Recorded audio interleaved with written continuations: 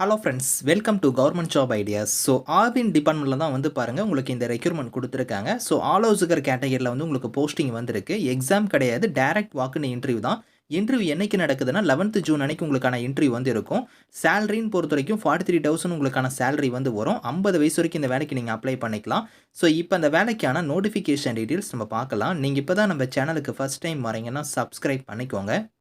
Friends, Aavin டிபார்ட்மெண்ட்டில் தான் வந்து பாருங்கள் உங்களுக்கு இந்த ரெக்யூர்மெண்ட் கொடுத்துருக்காங்க. அதாவது கன்னியாகுமரி மாவட்டத்தில் இருக்கக்கூடிய கூட்டுறவு பால் உற்பத்தியாளர் ஒன்றிய லிமிடெடில் தான் வந்து பார்த்தீங்கன்னா உங்களுக்கு இந்த வேலைவாய்ப்பு உங்களுக்கு வந்திருக்கு.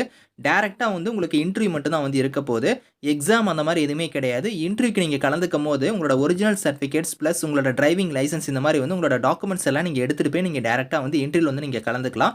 இன்டர்வியூக்கான டேட்டுமே கொடுத்துருக்காங்க பாருங்கள். 11th ஜூன் அன்னைக்கு உங்களுக்கு வந்து காலையில் 11:30 மணிக்கு உங்களுக்கான இன்டர்வியூ வந்து இருக்கும். அட்ரஸுமே வந்து பாருங்கள் இங்கே கொடுத்துருக்காங்க. கன்னியாகுமரி மாவட்டத்தில் இருக்கக்கூடிய கூட்டுறவு பால் உற்பத்தியாளர் ஒன்றியம் லிமிடெட் இங்கே தான் வந்து நாகர்கோயில் கொடுத்துருக்காங்க பார்த்தீங்களா. இந்த அட்ரஸுக்கு தான் நீங்கள் நேரில் போய் நீங்கள் வந்து உங்களுக்கு வந்து பார்த்தீங்கன்னா இதுக்கான இன்டர்வியூ வந்து இருக்கும் அப்படிங்கிற மாதிரி கொடுத்துருக்காங்க. 50 வயசுக்குள்ளார இருக்கிறவங்க இந்த இன்டர்வியூ வந்து நீங்கள் கலந்துக்கலாம் அப்படிங்கிறதையும் சொல்லிட்டாங்க. அதே மாதிரி வந்து உங்ககிட்ட 2 சக்கரம் அல்லது வந்து 4 சக்கரம் கொடுத்துருக்காங்க பார்த்தீங்களா. 2 வீலர் இல்லைனா 4 வீலருக்கான டிரைவிங் லைசன்ஸுமே உங்ககிட்ட வந்து இருக்கணும். அதையுமே நீங்கள் எடுத்துகிட்டு போகிற மாதிரி இருக்கும். கல்வி தகுதியை பொறுத்த வரைக்கும் நீங்கள் வந்து பேச்சுலர் டிகிரியில் வந்து நீங்கள் வெட்டினரி சயின்ஸ் வந்து நீங்கள் முடிச்சிருந்தா நீங்கள் அப்ளை பண்ணிக்கலாம்.